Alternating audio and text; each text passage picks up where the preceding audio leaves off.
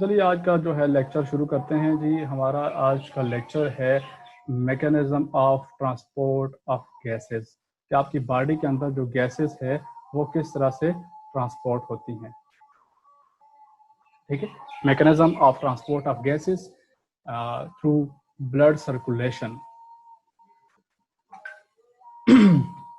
तो आपके पास दो गैसेस हैं, एक है ऑक्सीजन और एक है कार्बन डाइऑक्साइड। ये दो गैसेस आपकी बॉडी में जो है मेन रोल अदा करती हैं। वो किस तरह से कि ऑक्सीजन आपकी बॉडी को एनर्जी बनाने के लिए जो है उसका एक ईंधन होता है एनर्जी बनाने के लिए, और कार्बन डाइऑक्साइड जो है उसका बाई प्रोडक्ट के तौर पर बनती है। तो दोनों की एक्सचेंज जो है वो लाजमी है, और आपके ब्लड के अंदर कितनी कितनी अमाउंट में इनकी जो है ट्रांसपोर्ट होती है वो हम इस लेक्चर के अंदर जो है वो स्टडी करेंगे। ठीक है, तो सबसे पहले हम पढ़ते हैं ट्रांसपोर्ट ऑफ ऑक्सीजन। ऑक्सीजन जो है वो आपकी बॉडी के अंदर किस तरह से ट्रांसपोर्ट करती है। तो टोटल अमाउंट हम अगर कंसिडर करें 100% जो आपकी बॉडी के अंदर ऑक्सीजन ट्रांसपोर्ट करती है, उसमें 97% जो है ऑक्सी हीमोग्लोबिन की फॉर्म में ट्रांसपोर्ट करती है। ऑक्सी हीमोग्लोबिन से क्या मुराद है कि जब ऑक्सीजन जो है किसके साथ, हीमोग्लोबिन के साथ बाइंड करेगी तो उसको हम क्या कहेंगे, ऑक्सी हीमोग्लोबिन। ठीक है, एक हीमोग्लोबिन के साथ कितने मॉलिक्यूल जो है ऑक्सीजन के बाइंड करेंगे, 4 ऑक्सीजन के मॉलिक्यूल जो है वो बाइंड करेंगे। ठीक है, और रिमेनिंग 3% जो है वो प्लाज्मा में डिजोल्व होकर ट्रांसपोर्ट होगी। ठीक है, 97% हीमोग्लोबिन के साथ बाइंड करेगी, जबकि 3% जो है ब्लड प्लाज्मा के अंदर डिजोल्व हो जाएगी। ठीक है, डिजोल्व आपको पता है कि एब्जॉर्प्शन और एडजॉर्प्शन के प्रोसेस से किस तरह से गैसेस जो है वो एब्जॉर्ब होती हैं, आपने केमिस्ट्री के अंदर जो है वो पढ़ा होगा। तो हमने बात की ऑक्सी हीमोग्लोबिन की और प्लाज्मा की। अब सवाल ये है कि ऑक्सी हीमोग्लोबिन का कॉम्बिनेशन किस तरह से बन जाता है आपके लंग्स के अंदर और टिश्यूज के अंदर। ठीक है, तो हम देखते हैं यहाँ पर एक टर्म पार्शियल प्रेशर। ठीक है, पार्शियल प्रेशर आपने केमिस्ट्री के अंदर पढ़ा होगा, और शायद आपको मुझसे ज़्यादा अच्छा पता होगा कि पार्शियल प्रेशर क्या होता है। तो पार्शियल प्रेशर क्या है कि आपके पास काफ़ी सारी गैसेस हैं। फॉर एग्जांपल मैं एक कंटेनर बना देता हूँ, ये वाला। ठीक है, ये कंटेनर है, उसके अंदर काफ़ी डिफरेंट काइंड ऑफ गैसेस जो है वो मौजूद है। डिफरेंट काइंड्स ऑफ गैसेस जो है वो मौजूद हैं। तो अब क्या होगा कि हर गैस का अपना अपना प्रेशर होगा, और उन सबको कंबाइन करेंगे तो हमारे पास टोटल प्रेशर ऑफ गैसेस आ जाएगा। ठीक है, अगर हम आइडियल गैस की बात करते हैं तो उसके अंदर क्या है कि जो टोटल प्रेशर है, total pressure exerted by all the gases in a container. ठीक है, एक कंटेनर के अंदर जितनी भी गैसेस मौजूद हैं वो जितने प्रेशर लगा रही हैं वो उसका टोटल प्रेशर हो गया। और उसके अंदर फर्ज करेंगे हमारे पास एक गैस ऑक्सीजन भी है, तो ऑक्सीजन का जो टोटल वॉल्यूम है वो जितना प्रेशर लगा रहा होगा उसको हम कहेंगे पार्शियल प्रेशर, यानी कि total pressure exerted by oxygen divided by total pressure exerted by all gases. ठीक है, तो उसको हम क्या कहेंगे, पार्शियल प्रेशर। यानी कि जो हम सांस ले रहे हैं उसके अंदर जितनी भी गैसेस मौजूद है उनमें से जस्ट जो है आप ऑक्सीजन को कंसिडर करें, उसका ऑक्सीजन का जितना वॉल्यूम है वो जितना प्रेशर लगा रहा है वो उसका पार्शियल प्रेशर है। तो जब आप सांस ले रहे हैं तो उसके अंदर ऑक्सीजन काफी ज्यादा मिकदार में मौजूद होती है। ठीक है, जब आप सांस ले रहे हो उसके अंदर ऑक्सीजन काफी ज्यादा मिकदार में मौजूद होती है। तो वो जब आपके फेफड़ों के अंदर जाती है, ठीक है, तो उसका पार्शियल प्रेशर डेफिनेटली ज्यादा होगा as compare to your blood. ठीक है, तो प्रेशर कंसंट्रेशन की वजह से हायर से लोअर की तरफ जो है, यानी कि हायर प्रेशर से लोअर प्रेशर की तरफ हम जो है वो मूव करके जाएगी ऑक्सीजन जो है आपके ब्लड के अंदर। तो ब्लड के अंदर क्या मौजूद है, हीमोग्लोबिन मौजूद है। हीमोग्लोबिन क्या है, एक प्रोटीन है। ठीक है, प्रोटीन्स कहाँ से आती हैं, जिनको डीएनए कोड करता है, तो प्रोटीन है। तो प्रोटीन के साथ बाइंड करती है ऑक्सीजन, और ऑक्सीजन के साथ एक हीमोग्लोबिन के साथ 4 ऑक्सीजन जो है वो बाइंड करती हैं। और फर्ज करें अगर ये आपके पास आरबीसी है और उसके ऊपर हीमोग्लोबिन प्रोटीन इस तरह से लगी हुई है, तो इसके साथ जो ऑक्सीजन बाइंड करेगी, तो ये बाइंडिंग का प्रोसेस कौन करवाएगा, कार्बोनिक एनहाइड्रेस एक एंजाइम है, ये रिएक्शन करवाएगा। और ऐसा रिएक्शन करवाएगा कि ये रिवर्सिबल प्रोसेस नहीं है। रिवर्सिबल प्रोसेस क्यों नहीं है कि यहाँ पे तो ऑलरेडी जो है एक तो पार्शियल प्रेशर ज्यादा है, यहाँ पे एक वजह क्या हो गई, पार्शियल प्रेशर ज्यादा है। दूसरी बात क्या है कि अगर आपने ऑक्सीजन को यहाँ पे छोड़ दिया तो ऑक्सीजन आपकी बॉडी में जो है ट्रांसपोर्ट किस तरह से करेगी, ठीक है। तो कार्बोनिक एनहाइड्रेट जो है इस प्रोसेस को रिवर्सिबल होने से बचाता है, ठीक है। और एक ऑक्सीजन, एक हीमोग्लोबिन के साथ 4 जो है ऑक्सीजन के मॉलिक्यूल बाइंड करते हैं, तो आपके पास ये जो कंपाउंड बनता है इसे कहते हैं ऑक्सी हीमोग्लोबिन कहते हैं, ठीक है। इसे क्या कहते हैं, ऑक्सी हीमोग्लोबिन कहते हैं। उम्मीद है आपको यहाँ तक जो है बात समझ आई होगी कि किस तरह पार्शियल प्रेशर की डिफरेंस के ऊपर जो है ऑक्सीजन बाइंड करती है हीमोग्लोबिन के साथ, और उसे हम क्या कहते हैं, ऑक्सी हीमोग्लोबिन कहते हैं, ठीक है। तो अब हम बात करते हैं ऑक्सीजन कैरिंग कैपेसिटी क्या होती है और उसका पार्शियल प्रेशर ऑफ ऑक्सीजन के साथ क्या रिलेशन होता है। आपके ब्लड में हीमोग्लोबिन प्रोटीन मौजूद है, तो वो प्रोटीन ऑक्सीजन के साथ बाइंड करती है, यानी कि एक हीमोग्लोबिन जो है वो 4 ऑक्सीजन के साथ बाइंड करेगी। तो ब्लड के अंदर जो हीमोग्लोबिन मौजूद है उसकी एबिलिटी कि वो ऑक्सीजन के साथ बाइंड करे, इसको कहते हैं oxygen carrying capacity of blood, ठीक है। कि हीमोग्लोबिन की वो खासियत कि वो ऑक्सीजन को बाइंड कर सके, ये आपके ब्लड की ऑक्सीजन कैरिंग कैपेसिटी होती है। और इसका रिलेशन जो है पार्शियल प्रेशर ऑफ ऑक्सीजन इसके डायरेक्टली प्रोपोर्शनल होता है। जाहिर सी बात है, ऑक्सीजन का पार्शियल प्रेशर ज्यादा होगा तो वो बाहर से अंदर की तरफ मूव करेगी और हीमोग्लोबिन के साथ बाइंड करेगी। तो जितना पार्शियल प्रेशर ऑफ ऑक्सीजन ज्यादा होगा उतनी ज्यादा जो है ऑक्सीजन आपके ब्लड के साथ बाइंड करेगी। बट यहाँ पे आप एक लिमिट लगाते हैं हम, वो किस तरह से कि पहले हम जो है मैथमेटिक्स या फिजिक्स की तरह जो है एक स्टेटमेंट देते हैं, फिर हम जो है इसको ड्राइव या जिस तरह से प्रूफ करने वाली बात होती है वो करेंगे। तो हमारे पास स्टेटमेंट क्या है कि maximum carrying capacity of arterial blood is 20 ml out of 100 ml of blood achieved at 100 mm mercury जो प्रेशर है उसके ऊपर, ठीक है। Maximum carrying capacity of arterial blood, arteries जो हैं, आर्टरीज वो आपके फेफड़ों से ब्लड लेके जाती हैं टिश्यूज को, और उसके अंदर ऑक्सीजन होती है एज कंपेयर टू वेनस जो कि जो कि ब्लड टिश्यूज से फेफड़ों को लेकर आ रही होती है। तो अब जाहिर सी बात है कि आर्टरीज के अंदर ऑक्सीजन जो है वो ज्यादा होगी, ठीक है। आर्टरीज के अंदर ऑक्सीजन जो है वो ज्यादा होगी, तो उसकी टोटल कैपेसिटी, अगर हमारे पास आर्टरीज के अंदर ब्लड है 100 ml, ठीक है, आर्टरीज के अंदर कितना ब्लड है 100 ml, तो उसमें से सिर्फ 20% ब्लड जो है वो ऑक्सीजन के साथ बाइंड करेगा, ठीक है। यानी कि 100 ml, सॉरी यहाँ पे क्या है कि 100 ml ब्लड में से 20 ml ब्लड जो है वो इस काबिल होगा कि वो ऑक्सीजन के साथ बाइंडिंग करे। अब वो क्यों, और प्रेशर सामने कितना है 100 mm मरकरी। अब ये बात आपको थोड़ी कंफ्यूजन क्रिएट कर रही होगी, लेकिन इसको हम जो है स्टेप बाय स्टेप आगे खोलेंगे तो आपको थोड़ा समझ आ जाएगी, ठीक है। अब यहाँ पे जो है पहले मैं आपको एक एग्जांपल देता हूँ, फिर उसके बाद जो है आपको थोड़ा सा ये समझ आ जाएगी। लेट्स सपोज कि आपके पास यहाँ पे एक जो है वो एक मिनट, अच्छा, तो ये आपके पास एक सिनेमा है और उसके अंदर कितनी सीट्स अवेलेबल हैं, या उसके अंदर टोटल सीट कितनी है 100, ठीक है। टोटल सीट कितनी है 100 है।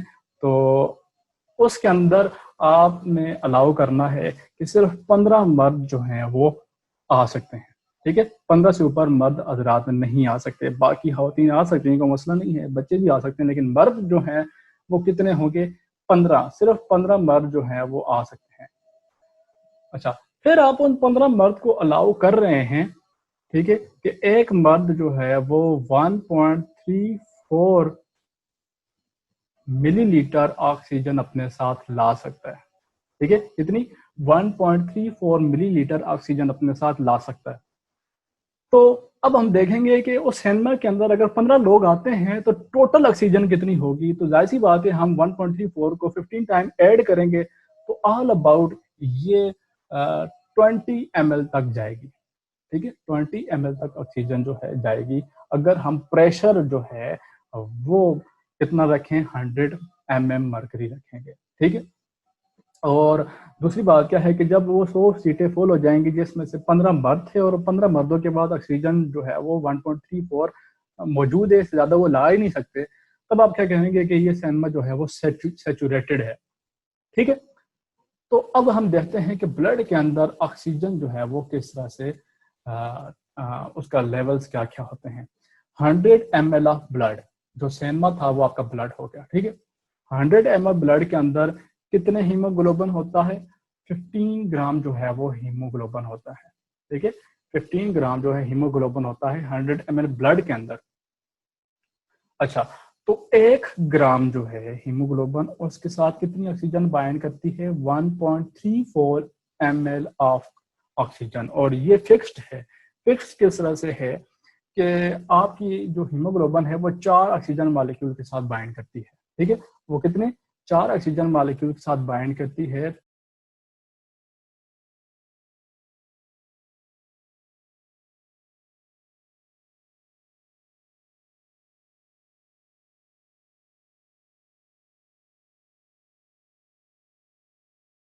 कोई मुझे सुन सकता है?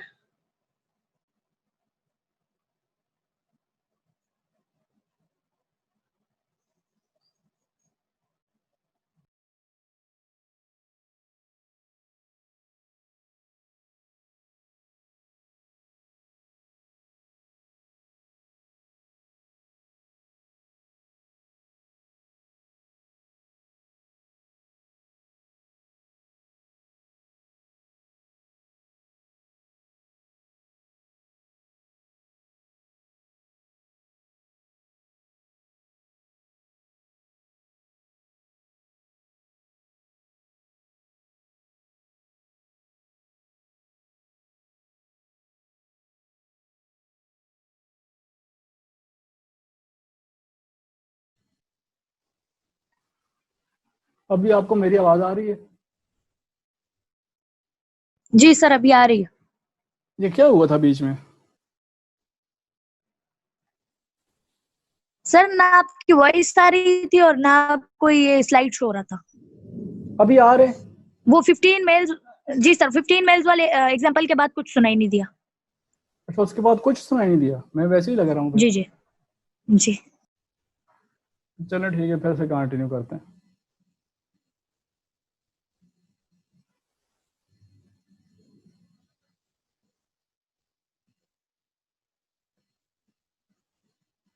अच्छा, तो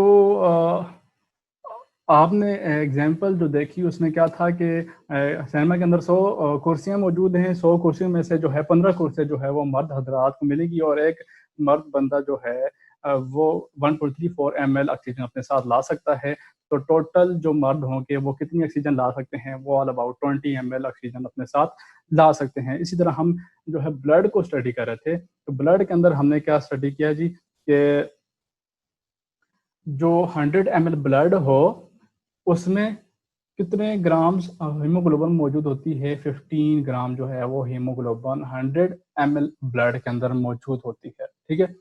और 1 ग्राम जो है हीमोग्लोबिन का, उसके साथ 1.34 ऑक्सीजन जो है वो बाइंड कर रही होती है, ठीक है। कितनी? 1.34 ml ऑक्सीजन जो है वो बाइंड करती है। यानी कि किस तरह से कि एक ऑक्सीजन, एक हीमोग्लोबिन जो है 4 ऑक्सीजन मॉलिक्यूल के साथ बाइंड करेगा, और 1 ग्राम के अंदर जितने भी हीमोग्लोबिन आते हैं वो ऑल अबाउट 1.34 ml ऑक्सीजन के साथ बाइंड करेंगे। तो 100 ml के अंदर, 100 ml ब्लड के अंदर कितनी ऑक्सीजन हो जाएगी? All about 20 millilitre oxygen. और ये सेचुरेटेड हो जाएगा, ठीक है। सेचुरेटेड हो जाएगी क्योंकि इससे ज्यादा जो है हीमोग्लोबिन ही मौजूद नहीं है जो कि ऑक्सीजन को बाइंड करे, ठीक है। तो 15 ग्राम हीमोग्लोबिन ने ऑक्सीजन के साथ बाइंड कर लिया, तो वो कितने ऑक्सीजन के साथ बाइंड करेगी? 20 ml। तो और ऊपर से प्रेशर कितना है? 100 mm मरकरी, ठीक है। अच्छा, तो अब हम जो है बारी बारी जो है देखते हैं कि आर्टियल और वेनस ब्लड जो है उसके अंदर कंसंट्रेशन ऑफ ऑक्सीजन कितनी होती है। तो आर्टियल ब्लड जो है, जो कि ऑक्सीजन लेकर आ रहा होता है आपके टिश्यूज को, उसके अंदर डेफिनेटली जो है ऑक्सीजन ज्यादा होगी। ऑक्सीजन ज्यादा होगी तो क्या होगा कि 100 ml ऑफ ब्लड जो है आर्टेरियल ब्लड, उसके अंदर ऑक्सीजन कितनी है 19.4 ml ऑक्सीजन जो है वो लेकर आ रही होती है। 97% सेचुरेटेड है और पार्शियल प्रेशर कितना है 95 ml मर्क्यूरी। ठीक है, ये 100 ml आर्टेरियल ब्लड जो है वो ट्रांसपोर्ट करके जा रही होती है 19.4 ml। और विनस ब्लड जो कि टिश्यूज से ब्लड लेकर आ रही होती हैं, उसके अंदर ऑक्सीजन कितनी होती है 14.4। ठीक है, तो विनस ब्लड कितनी लेके जा रहे थे, विनस ब्लड 19.4, इसमें से माइनस किया 14.4 जो कि वीनस ब्लड था, तो आपके पास आ जाएगा जवाब 5। ठीक है, 5, इसका मतलब कि 5 कहीं रास्ते में कहीं खो गया। ठीक है, 5 जो है वो रास्ते में कहीं खो गया है। तो इसका मतलब क्या है कि वो खोने वाला जो ऑक्सीजन जो था 5, वो कहाँ पे गया, टिश्यूज ने ले लिया। ठीक है, तो हम कह सकते हैं कि 5 ml of oxygen is release to the tissues by 100 ml of blood. ये बात आपको समझ आ गई। ठीक है, कि 5 ml of oxygen is release to the tissues by each 100 ml of blood. ठीक है, तो ये बात उसने कही थी कि मैं फिर से रिवाइज कर देता हूँ कि 100 ml ब्लड के अंदर 15 ग्राम्स जो है वो हीमोग्लोबिन मौजूद होती है और 1 ग्राम हीमोग्लोबिन के साथ 1.34 ऑक्सीजन बाइंड करती है। ठीक है, तो टोटल 100 ml ब्लड के अंदर जो है 20 ml, अगर प्रेशर 100 mm मरकरी और रखा जाए तब जाके फिक्स 20 ml ऑक्सीजन जो है वो बाइंड करेगी। लेकिन क्योंकि हमारे पास हर चीज 100% तो नहीं हो सकती, कोई भी चीज 100% नहीं होती, तो 100 ml आर्टेरियल ब्लड के अंदर 19.4 ml ऑक्सीजन बाइंड करेगी। ठीक है, यहाँ पे देखिए ना प्रेशर मुकम्मल है और ना सेचुरेशन मुकम्मल है। ठीक है, अब ये तो ब्लड लेके आपके फेफड़ों से निकल गई, वो आपके टिश्यूज की तरफ जा रही है। अब आपको पता है कि यही वेंस आगे जाके कैपिलरीज में डिवाइड होती हैं और फिर से जाके वेंस में कन्वर्ट हो जाती हैं, जो कि ब्लड टिश्यू से लेकर आती हैं। तो उसमें जब आप ऑक्सीजन की कंसंट्रेशन देते हैं तो वो कितनी है 14.4। तो जो जितनी गई थी 19.4 में से 14.4 निकालते हैं तो वो कितना बन जाता है 5। इसका मतलब है कि टिश्यूज ने कितना ऑक्सीजन रख ली, 5 मिलीलीटर ऑक्सीजन जो है वो टिश्यूज ने रख ली। उम्मीद है कि आपको ये वाली स्लाइड जो है वो समझ आ गई होगी। आगे चलते हैं, ट्रांसपोर्ट ऑफ ऑक्सीजन। ठीक है, ट्रांसपोर्ट ऑफ ऑक्सीजन, यहाँ पे एक स्लाइड में मैं जो है एक चीज को काट देता हूँ।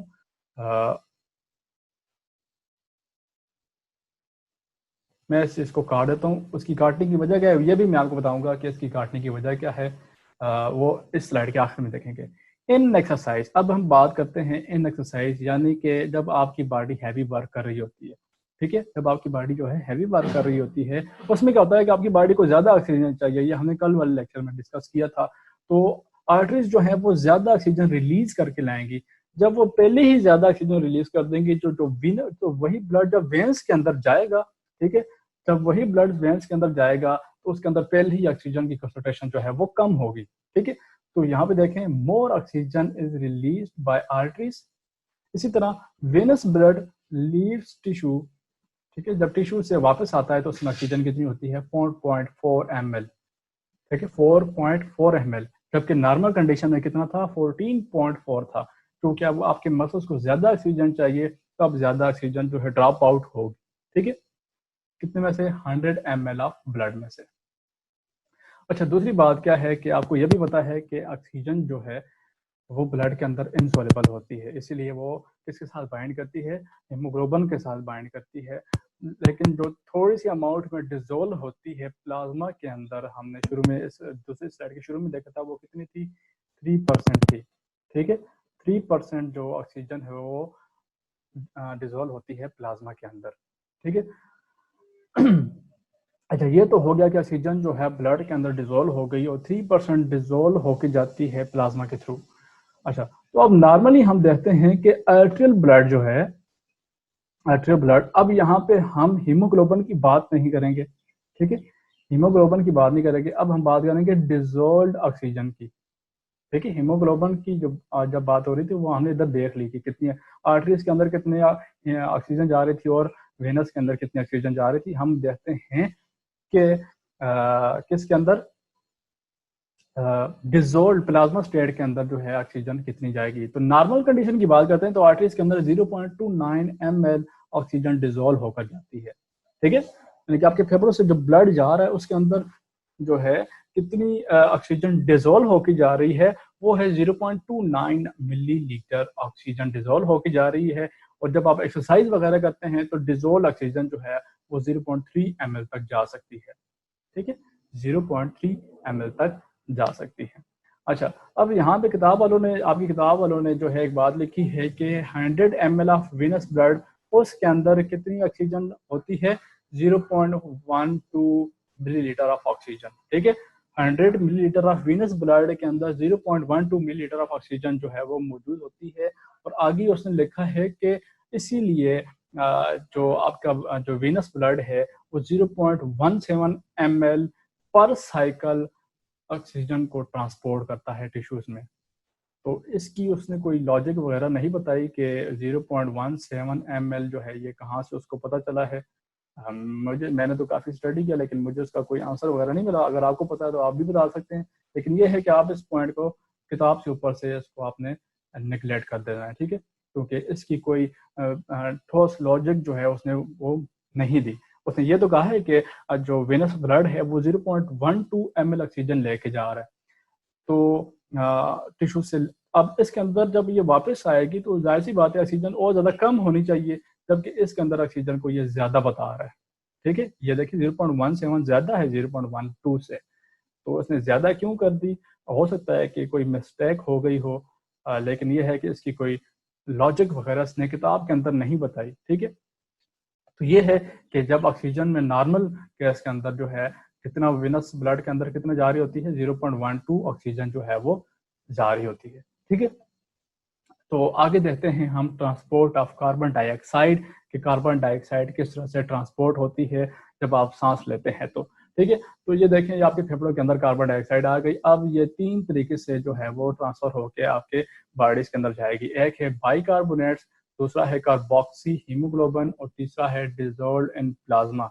जिस तरह ऑक्सीजन प्लाज्मा के अंदर डिजोल्व होकर जा रही थी, इस तरह प्लाज्मा कार्बन डाइऑक्साइड जो है वो प्लाज्मा के अंदर डिसॉल्व होकर फेफड़ों को वापस भी आएगी। तो सबसे पहले हम देखते हैं बाइकार्बोनेट्स की फॉर्म में किस तरह से जाती है। तो 70% कार्बन डाइऑक्साइड वो एज बाइकार्बोनेट्स की फॉर्म में ट्रेवल करती है, ठीक है। कितनी परसेंट? 70% बाइकार्बोनेट्स की फॉर्म में ट्रेवल करती है।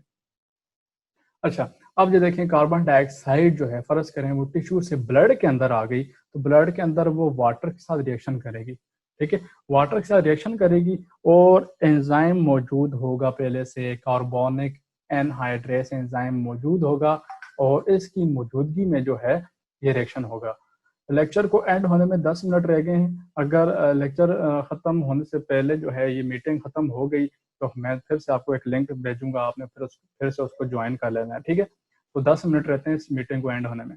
अच्छा, तो ये एंजाइम मौजूद है कार्बोनिक एनहाइड्रेज, इसकी मौजूदगी में जो है रिवर्सिबल प्रोसेस होगा, यानी कि ये फॉरवर्ड भी जाएगा और बैकवर्ड भी जाएगा, ठीक है।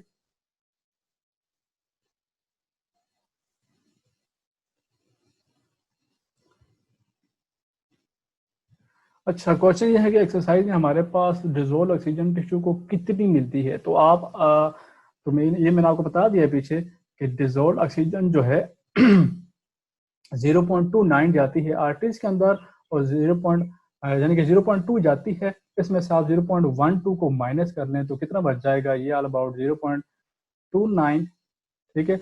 इसमें से आप माइनस कर लेते हैं 0.12, ये कितना बच जाएगा, 0.17।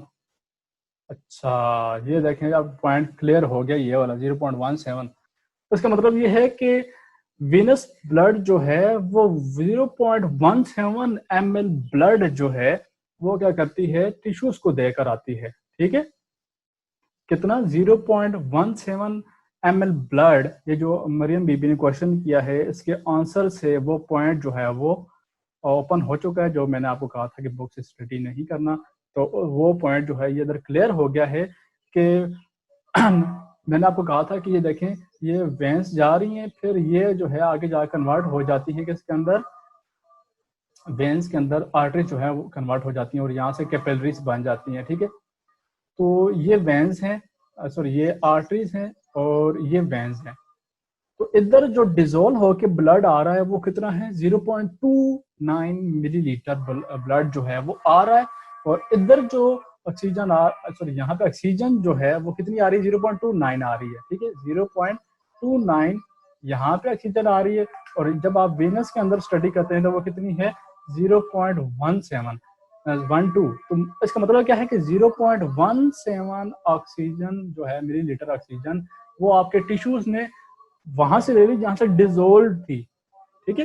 ये बात क्लियर है? काइंडली ये बात मुझे कमेंट सेक्शन में बता दें कि आपको क्लियर है ये बात, वरना फिर से मैं इसको रिवाइज कर देता हूँ।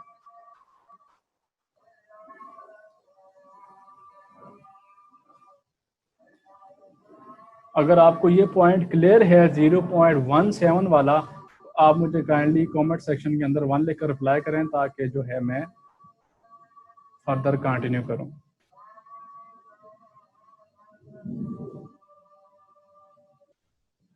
चले सही है। अच्छा आगे बढ़ते हैं जी हम। अच्छा इसकी बात कर रहे थे,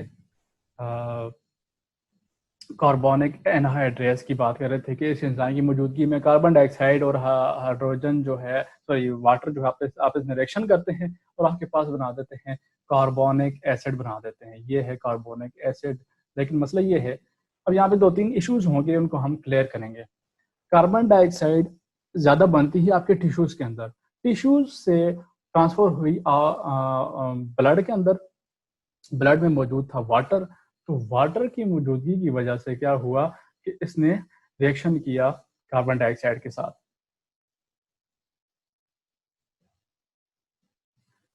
सर हमारे पास ऑक्सीजन हीमोग्लोबिन की फॉर्म में oxygen transport normal.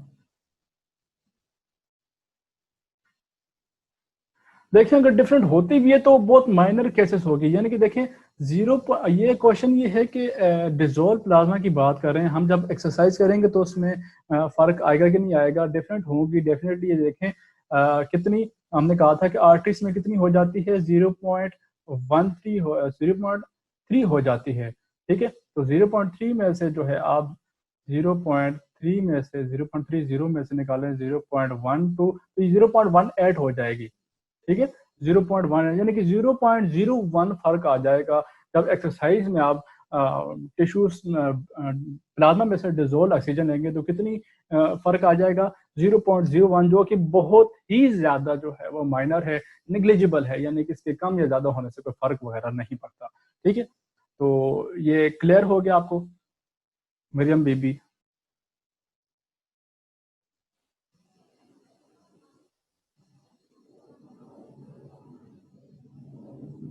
Kindly comment section में जो आप देखें मुझे बता दें कि आपको ये क्लियर है।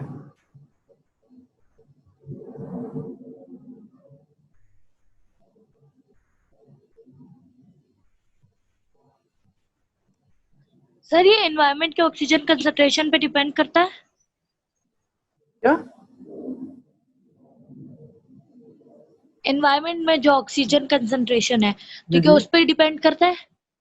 जी जी, ये हमने कल ही पढ़ा था कि रेट ऑफ ब्रीथिंग जो है वो डबल हो जाएगा।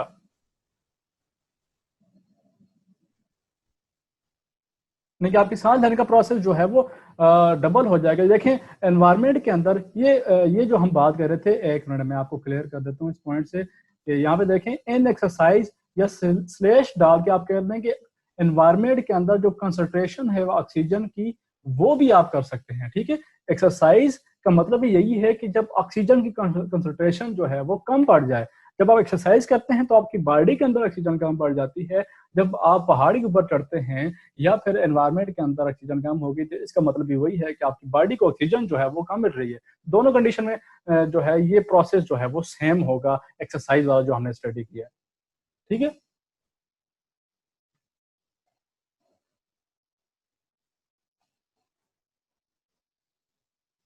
सर क्या क्लियर? ये सर ये फैक्ट है कि जब ऑक्सीजन कंसंट्रेशन रेगुलर बेसिस पे कम हो तो फैट्स पिघल के एनर्जी देते हैं, क्या ऐसा है? ऑक्सीजन की कंसंट्रेशन कम होने से आपकी फैट्स जो है वो यूज होना शुरू हो जाएंगी। जी मैं इसके बारे में श्योर तो नहीं हूँ, मैं जो है इंटरनेट स्टडी करके आपको कल बता देता हूँ, ठीक है। Okay sir. चलो ठीक है, सही है, आगे बढ़े फिर। चलिए ठीक है, हम जो है आगे जाते हैं, ठीक है, जहाँ पे हम कार्बन डाइऑक्साइड को स्टडी करते हैं। 3 मिनट रह गए, जिसके बाद हो सकता है जो 3 मिनट बाद मीटिंग खुद बहुत एंड हो जाए, तो मैं फिर से आपको लिंक सेंड करूँगा, आपने फिर से ज्वाइन करना है, ठीक है।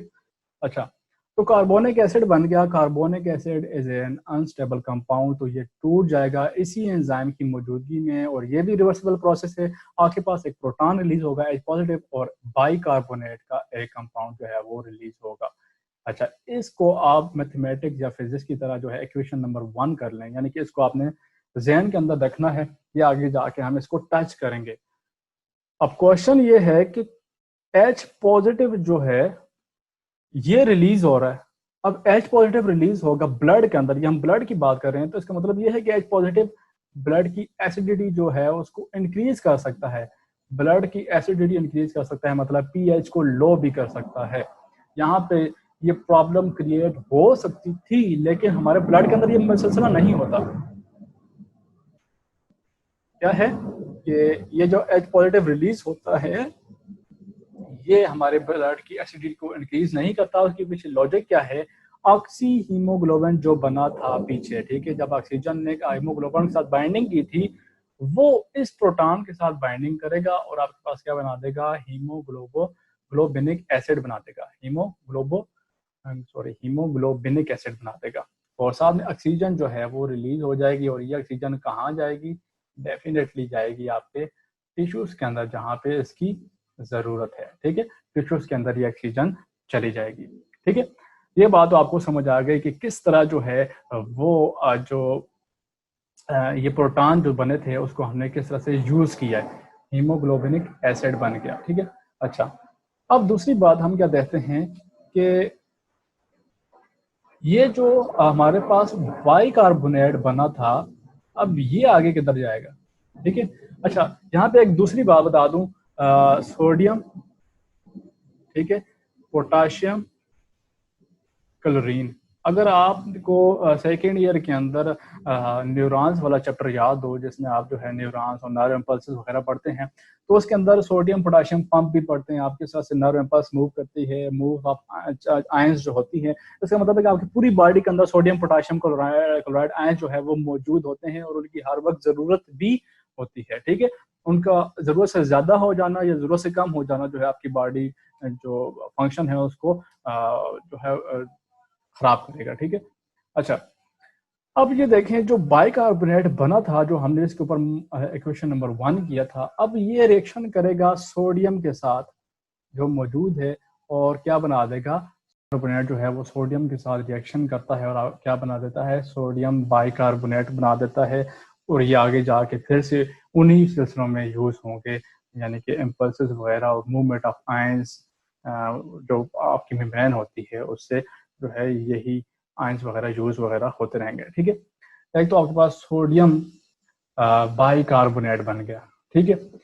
और ये आपका फर्ज करें, ये बाउंड्री हम सेट कर देते हैं यहाँ से, ठीक है।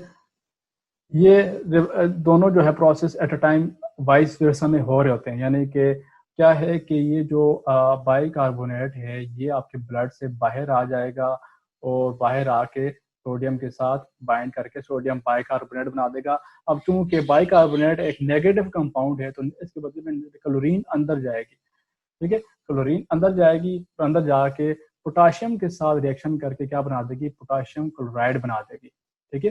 क्या बना देगी? Potassium chloride. और इसी तरह इसके उलट प्रोसेस भी होता है, यानी कि क्लोरीन अंदर से बाहर आएगी और बाहर से बाइकार्बोनेट जो है वो अंदर चले जाएंगी। इन इस शिफ्टिंग को, यानी कि अगर हम देखें कि ये पॉइंट जो है जहाँ पे मेरी घड़ी है, ये एक बाउंड्री सेटअप पॉइंट है, और इसके ऊपर एक प्रोटीन चैनल मौजूद है इस तरह से। तो ये क्या करेगा? यहाँ से क्लोरीन को पकड़ेगा और यहाँ से बाइकार्बोनेट को पकड़ेगा, और इसको 180 के ऊपर जो है रोटेट करवा के सेल मेम्ब्रेन के अंदर जो है वो ट्रांसपोर्ट कर देगा, ठीक है। सेल मेम्ब्रेन के आसपास जो है और उसको जो है वो ट्रांसपोर्ट कर देगा।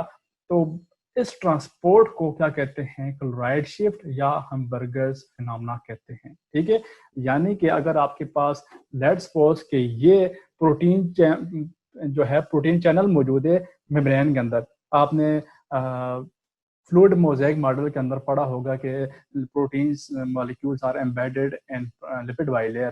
तो अगर ये लिपिड बाइलेयर है तो यहाँ पे देखें बीच में प्रोटीन चैनल मौजूद है, यहाँ पे क्लोरीन बाइंड करेगी और यहाँ पे क्या बाइंड करेगा, बाइकार्बोनेट बाइंड करेगा, और ये 180 के ऊपर जो है ये चैनल मूव कर जाएगा। ठीक है, मूव करेगा तो बदले में क्या होगा कि दोनों आयंस अंदर और बाहर एक्सचेंज हो जाएंगे। ठीक है, और ये प्रोसेस दोनों डायरेक्शन में होता है, लेकिन इस शिफ्ट को क्या कहते हैं, क्लोराइड शिफ्ट कहते हैं या हम बर्गर्स फिनोमेना कहते हैं। ठीक है, अब क्वेश्चन ये है कि ये शिफ्टिंग किस तरह होगी। तो जाहिर सी बात है, जब आपके पास इसके उलट प्रोसेस होगा, रिक्वायरमेंट जो है इसके उलट होगी, तो ये प्रोसेस रिवर्सिबल हो जाएगा। ठीक है, तो प्रोटीन जो है आपकी आरबीसी के ऊपर मौजूद होती हैं और वो क्या करती हैं, क्लोराइड शिफ्ट या हम बर्गर्स फिनोमेना जो है इसको कंटिन्यू करती हैं। ठीक है, आगे है जी जो कार्बन डाइऑक्साइड है वो कार्बोक्सी हीमोग्लोबिन के तौर पर जो ट्रांसपोर्ट होती है आपके ब्लड के अंदर, तो वो किस तरह से है। देखें फॉर एग्जांपल ये आपका आरबीसी है और इसके ऊपर हीमोग्लोबिन प्रोटीन इस तरह से मौजूद है, लेट्स सपोज के इस तरह से मौजूद है। ठीक है, और ये पोर्शन जो है, अगर मैं इसके ऊपर एक डब्बा बना देता हूँ, ग्लोबन हीमोग्लोबिन जो है इसका ये पोर्शन जो है, यहाँ पे ग्लोबन प्रोटीन मौजूद है। ठीक है, ग्लोबन प्रोटीन मौजूद है, तो वो कार्बन डाइऑक्साइड जो यहाँ पे बाइंड करेगी। ठीक है, अब यहाँ पे कार्बन डाइऑक्साइड ने बाइंड कर दिया, तो अब इस टोटल को क्या कहेंगे, कार्बामिनो हीमोग्लोबिन कहेंगे। ठीक है, जब क्या है कार्बन डाइऑक्साइड ग्लोबन पार्ट जो है हीमोग्लोबिन का उसके साथ बाइंड करेगी तो उसे क्या कहेंगे, ग्लोबामिनो हीमोग्लोबिन कहेंगे। और इस फॉर्म में कार्बन डाइऑक्साइड 23% जो है वो ट्रेवल करती है आपके ब्लड के अंदर। ठीक है, 23% जो है किस फॉर्म में, कार्बामिनो हीमोग्लोबिन की फॉर्म में ट्रेवल करती है। Carbon dioxide combined with globin part of haemoglobin, उसे क्या कहते हैं, कार्बामिनो हीमोग्लोबिन कहते हैं। अच्छा, अब ये है कि ये रिवर्सिबल प्रोसेस है, इसका जो बाइंडिंग प्रोसेस है ये क्या है, रिवर्सिबल प्रोसेस है। रिवर्सिबल प्रोसेस किस तरह है कि ये डिपेंड करेगा partial pressure of carbon dioxide. ठीक है, partial pressure of carbon dioxide के ऊपर ये डिपेंड करेगा, और वो किस तरह से, अगर टिश्यूज के अंदर partial pressure of carbon dioxide, यहाँ से जो है इसको काट के कार्बन डाइऑक्साइड करना है। ठीक है, carbon dioxide, partial pressure of carbon dioxide, तो टिश्यूज के अंदर अगर कार्बन डाइऑक्साइड का पार्शियल प्रेशर ज्यादा हो जाता है, अब सवाल ये है कि टिश्यूज के अंदर partial pressure of carbon dioxide ज्यादा क्यों होगा, तो आपकी टिश्यूज को क्या है कि ये पार्शियल जो कार्बन डाइऑक्साइड है वो नहीं चाहिए, एज ए बाई प्रोडक्ट बन रही है, तो उसको रिलीज करने के तो अच्छा तो होगा क्या कि टिश्यूज के अंदर partial pressure of carbon dioxide ज्यादा हो जाएगा। ठीक है, ज्यादा हो जाएगा बनिस्बत आपके ब्लड के, तो ब्लड के अंदर कार्बन डाइऑक्साइड की पार्शियल प्रेशर जो है वो कम होगा, तो हायर से लोअर की तरफ मूव कर जाएगा कौन सी चीज, कार्बन डाइऑक्साइड। ठीक है, और ये ब्लड जो है फिर से आपके लंग्स में आके इसको एक्सक्रीट आउट कर देगा। ठीक है, एक्सचेंज हो जाएंगी। तो इसके उलट प्रोसेस भी होगा, अगर यहाँ पे हायर कंसंट्रेशन है और यहाँ पे लोअर है तो ब्लड से मूव कर जाएगी कहाँ पे, टिश्यूज के अंदर मूव कर जाएगी। ठीक है, तो ये जो है कार्बोक्सी हीमोग्लोबिन या कार्बामिनो हीमोग्लोबिन जो है किस तरह से आपके ब्लड के अंदर ट्रांसफर होती है। इसके बाद लास्ट में है जी carbon dioxide as a dissolve in plasma. ठीक है, प्लाज्मा के अंदर डिजोल्व होकर किस तरह से जाएगी, तो इसके अंदर इतनी डिटेल्स हम नहीं जाते, जस्ट जो है 7% जो है वो डिजोल्व फॉर्म में ट्रेवल करती है ब्लड प्लाज्मा में। ठीक है, कार्बन डाइऑक्साइड। ठीक है, यानी कि 7% डिजोल्व हो जाती है आपके ब्लड प्लाज्मा के अंदर, और ये बहुत ही ज्यादा क्यों हमने इसको ज्यादा डिटेल में देखा, क्योंकि कार्बन डाइऑक्साइड की रेशो वैसे भी आपके ब्लड के अंदर या प्लाज्मा के अंदर बहुत ज्यादा कम होती है। टोटल हम देखें तो टोटल का 7% जो है बहुत ही ज्यादा कम होगा। जिस तरह हमने ऑक्सीजन को देखा तो कितना फर्क आ रहा था, 0.01 का फर्क आ रहा था जब हम भागते थे उतना। ठीक है, अब यहाँ पे कार्बन डाइऑक्साइड के देखते हैं तो वो तो ऑलरेडी जो है ऑक्सीजन से ज्यादा आपकी बॉडी के अंदर मूव करती है, ऑक्सीजन से कम जो है आपकी बॉडी के अंदर मूव करती है, और उसकी रिक्वायरमेंट भी कम है। तो इसमें चेंजेस बहुत ही माइनर होंगी ब्लड प्लाज्मा के अंदर, तो 7% जो है आपके ब्लड के अंदर ट्रेवल करेगी। ठीक है, इसके साथ आपका आज का लेक्चर जो है वो खत्म हुआ। उम्मीद है कि आपको ये जो मैंने पढ़ाया है आपको समझ आया होगा। अगर आपका इसके बारे में कोई क्वेश्चन है तो आप कमेंट सेक्शन में पूछ सकते हैं।